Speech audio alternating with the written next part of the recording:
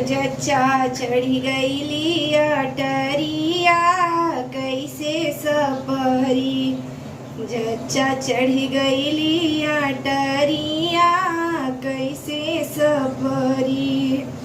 अरे ससुरनी आई देवता मनाई ओ भी मांगे नेग बकस में ताला कस के पिया गए परदेश।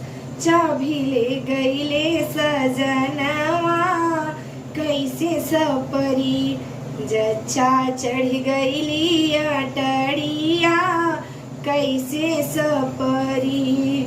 अरे गोतिंदनी आई पिपली बुकन को भी मांगे नेग बकस में ताला भर के पिया गए परदेश। कि चाभी ले गईले सजनवा।